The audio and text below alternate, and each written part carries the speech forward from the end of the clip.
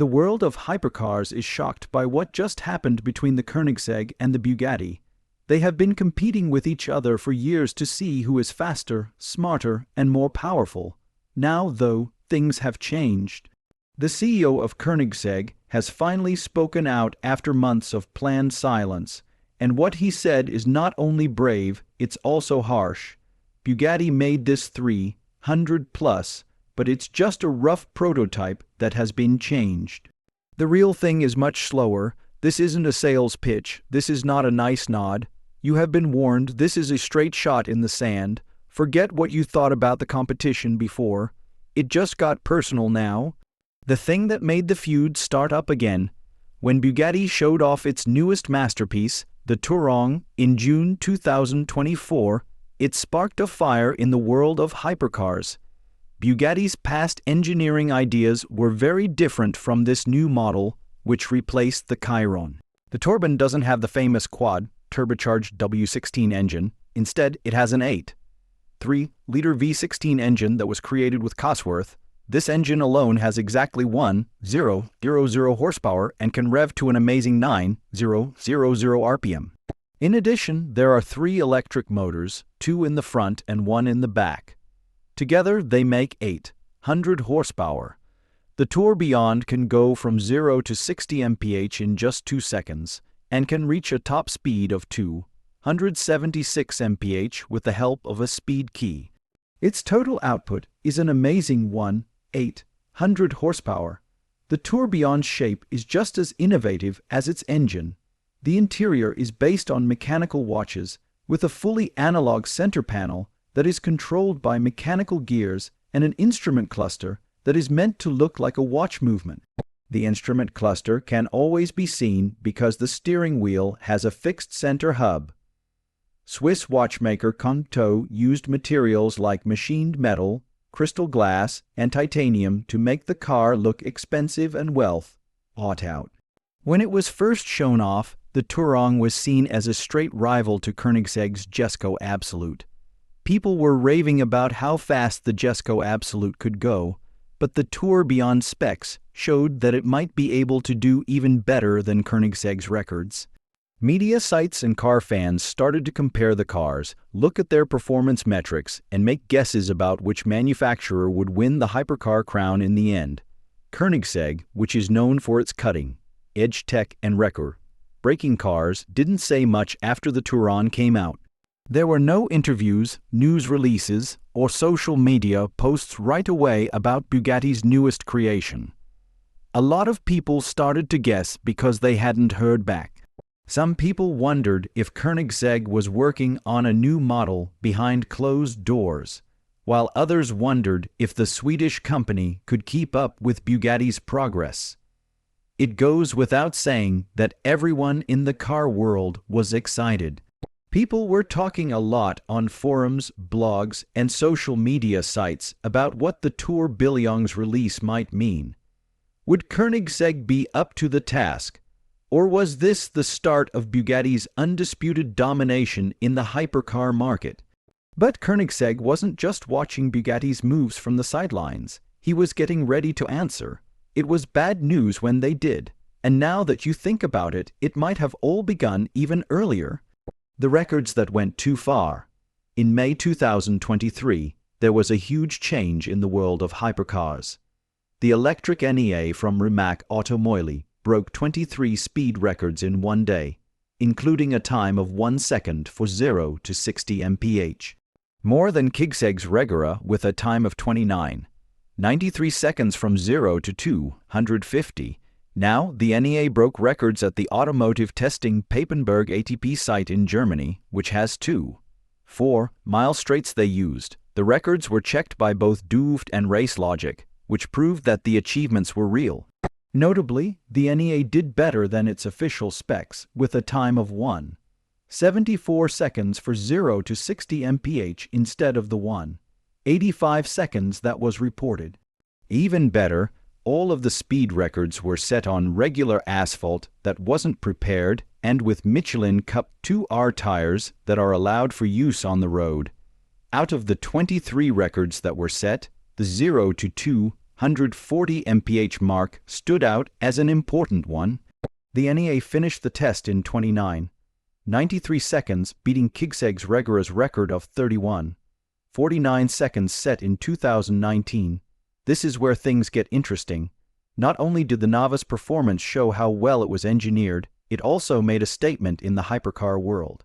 The Navira showed what electric hypercars can do with its complex battery system, powertrain, and software that were all made in-house. It had 4 separate motors that were controlled by a complex torque vectoring system. This made it possible to deliver and handle power precisely. Media sites all over the world wrote a lot about Nava's accomplishments. Top Gear talked about the Nava's time and how it was 1.5 seconds faster than the Regura. The story said that both times were really fast enough, but it also talked about how important NI's achievement was. This changed how people thought of Koenigsegg. Koenigsegg was once thought to be the fastest hypercar, but Rimac was now a strong competitor. There were discussions about whether Koenigsegg could keep its lead in the face of Rimac's technology advances. Koenigsegg, on the other hand, wasn't done yet.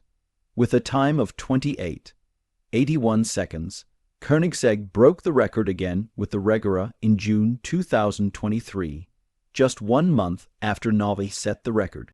A better track and new Michelin Pilot Sport Cup 2R tires were used to set this new record at Örebro Airport in Sweden. The company's founder, Christian von Koenigsegg, was proud of how well the Regura would last. He said that the Regura's success, even years after it was first released, was proof of its high-tech engineering and classic design. So the competition between Rimac and Koenigsegg got stronger, which caught the attention of both car fans and professionals in the field. The quick exchange of records showed how competitive the hypercar market is and how hard people are trying to get better performance. The industry paid close attention as the race between electric and hybrid hypercars heated up. The Nava's accomplishments showed what electric cars can do, and Koenigsegg's answer showed what long-lasting power hybrid technology has. The friendly competition had turned into a full-on tech showdown, with each company pushing the other to reach new heights. As the numbers kept going down, one thing became clear. The world of hypercars was moving into a new era, but the racing wasn't over yet. The arms race in technology and the quiet shade. As the competition between Bugatti and Koenigsegg got tougher in 2024, it became about more than just horsepower. It turned into a fight of ideas. One is based on tradition and classic design, while the other is based on radical creativity and rethinking how machines work. In the middle of it all, there were quiet shots and times when nothing was said. The Tourbillon from Bugatti wasn't just a new hypercar when it was shown off. It was an open letter. Instead of using the quad-turbo WW16 engine that was popular during the Veyron and Chiron eras, Bugatti launched a naturally aspirated 8.3 LV16 engine that they worked on with Cosworth. As we already said, it had 1,000 horsepower on its own. But when 3 electric motors were added, the Tourbillon had a total of 800 horsepower. There are no turbos, forced induction, or other tricks. That was the word. This performance was made possible by mechanical clarity and clean hybrid integration. The business world took notice. Bugatti said that the Tourbillon would always be popular. Inside, there were parts that looked like they came from a mechanical watch, like a fully analog instrument display that fit inside the spokes of a fixed hub steering wheel. Instead of screens, the main interface had gears and cogs. Big touch screens were not used. It was planned, beautiful, and direct. That's where the quiet shade started. In their public comments about the launch, Bugatti executives, like design chief Frank Hale and Rimac CEO Mate Rimac, didn't name competitors, but they didn't need to.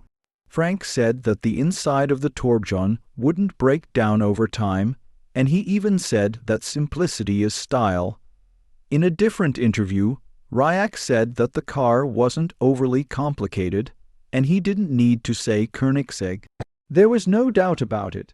Koenigsegg is the brand name for mechanical difficulty in the world of hypercars. The company is based on technologies that push the limits of what's possible. One of the most talked about technical achievements in the last 10 years has been their free valve system, which gives each valve its own control using pneumatic and electronic actuators in an engine that doesn't have any camshafts. It gives you crazy freedom, customized combustion cycles, the ability to switch between 2-stroke and 4-stroke modes, and the ability to turn off the cylinder when needed. It sounds great on paper. But traditionalists think it's almost too well designed. Then there's the light transmission TS, which is basically Koenigsegg's own gearbox that skips the normal shift pattern by choosing gears ahead of time and locking into them right away.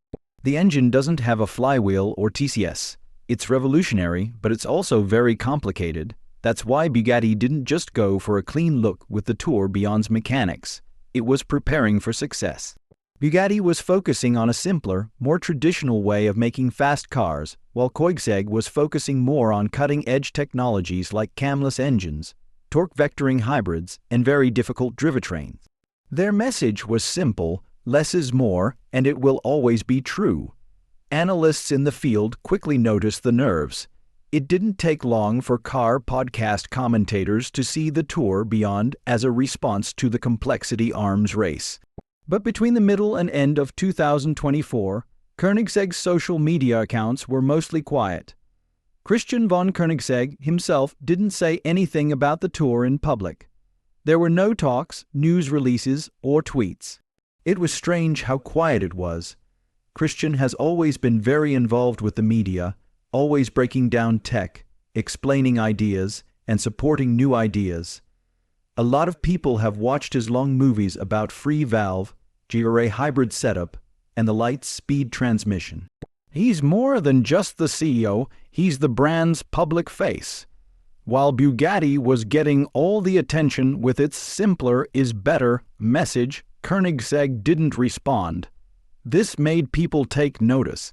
Discussion boards for cars started to ask, is Koenigsegg falling behind? Is the complexity becoming a liability? But the answer wasn't that easy. Within Koenigsegg, people have always thought that creativity is a must. It's the brand. Christian's goal was never just to move quickly, it was to change the way fast cars go. This method with free valves is what he calls the future of internal combustion. He said that Koenigsegg's tech stack is like a modular base that can be used with combustion engines, hybrid engines, or electric engines only. He didn't care about how complicated things were. It was the outcome. In a world where people's views can change quickly, Bugatti's story was beginning to stick. For some, the Tourbillon was the start of a new era where innovation would be judged not only by how new it was, but also by how well it worked and how well it was designed. The irony is that Koenigsegg's own cars may have been more advanced.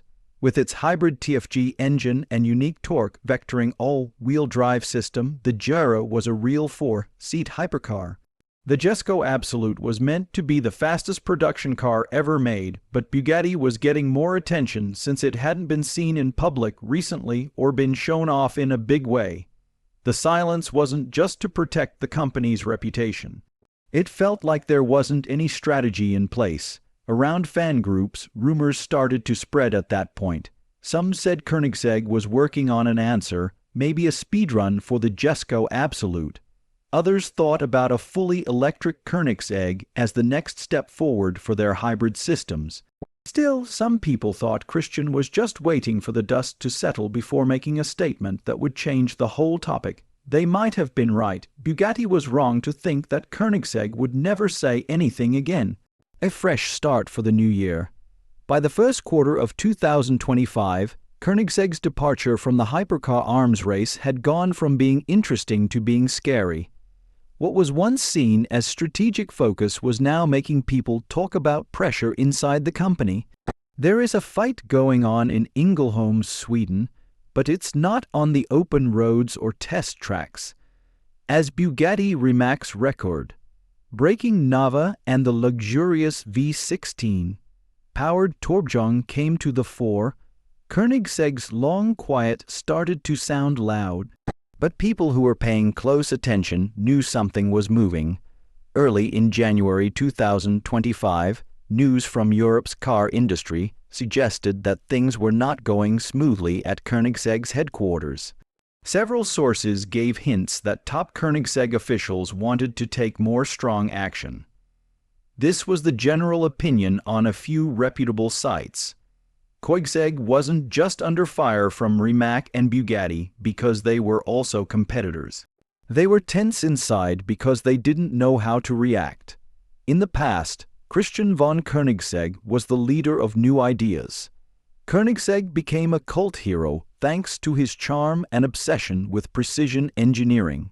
The brand stood out from giants like Bugatti not because it was bigger, but because it was so daring with technology. But as of April 2025, he hadn't said anything in public since the Tourbillon was shown off. When small bits of information started to get out, the silence started to break.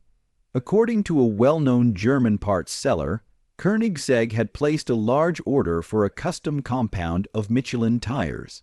These tires were similar to the ones that Rimac used on its 23 record day in 2023. This made the idea that Koenigsegg was getting ready for its long-promised top speed run stronger.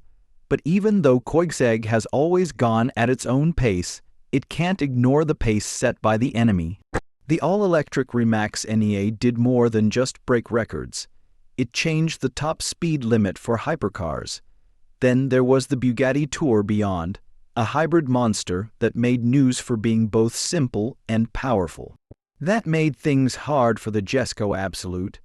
There was a time in 2020 when the Jesco Absolute was thought to be the fastest car in the world. It was built to go beyond 330 mph with the least amount of drag and the most steadiness possible. But even after 5 years, there had still not been an approved top speed run. And the lack of public performance data was beginning to feel like a weakness, no matter how carefully it was built. Reports said that some of Koenigsegg's leaders thought they had waited too long. In a podcast from late March, a former PR expert who had worked for the brand said that internal meetings had become much more important since late 2024.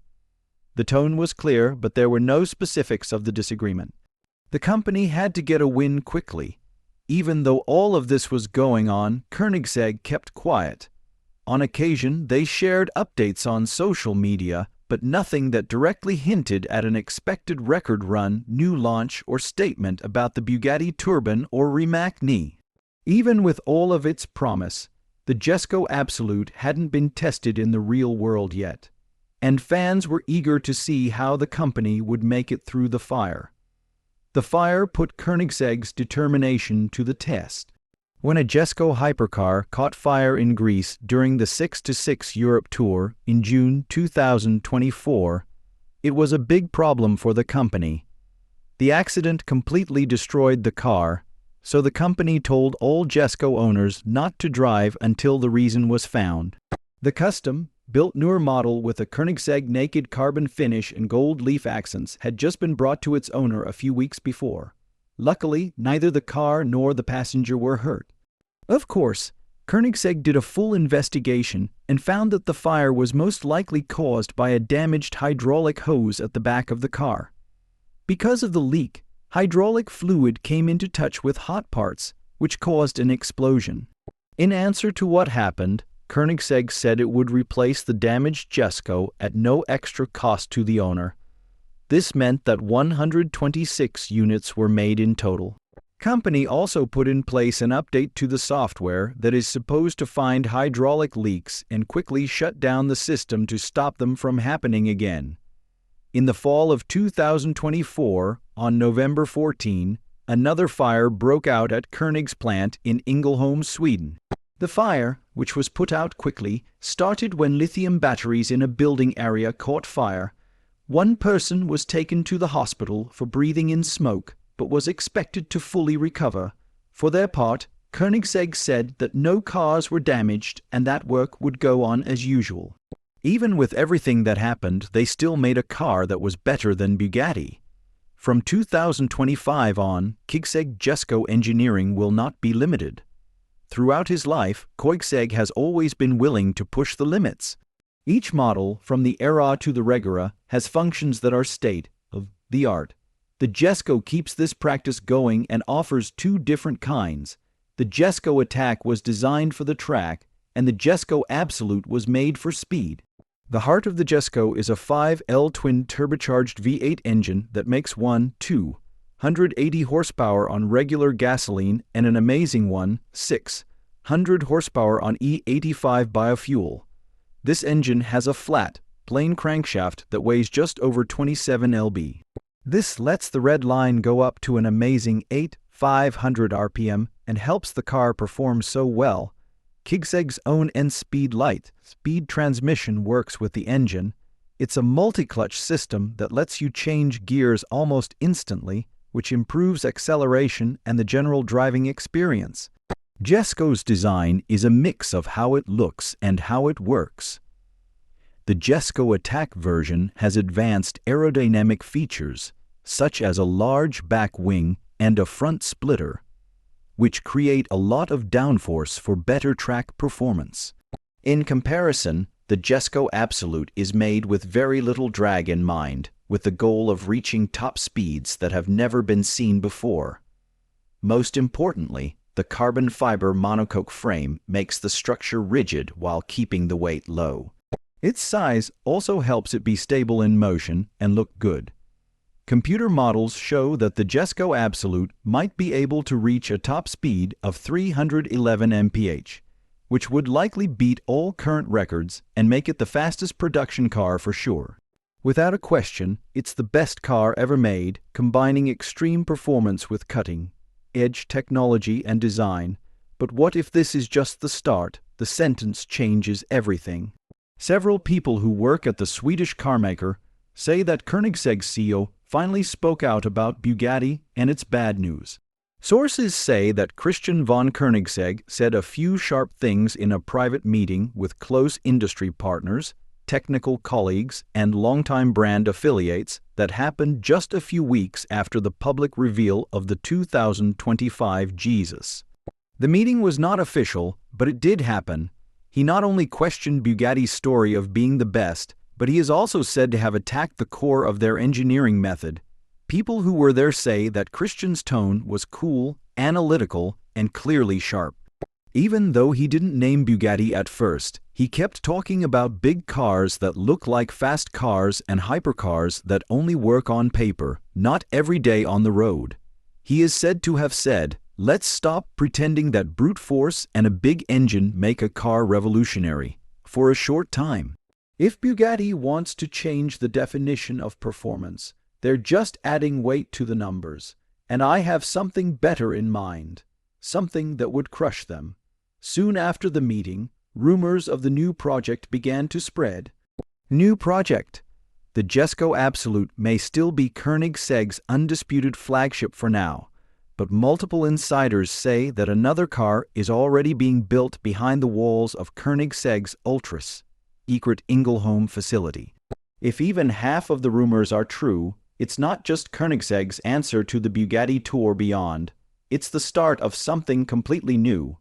This new car was first mentioned in late 2024 in leaks from European suppliers. It was linked to a set of very specific material orders filed through shell companies, including contracts for very light composite housings, advanced heat-dissipating modules, and a battery array that is surprisingly small. Analysts noticed that the materials didn't match any of Koenigsegg's current builds, like the Jesco or Jura. This made people start to wonder.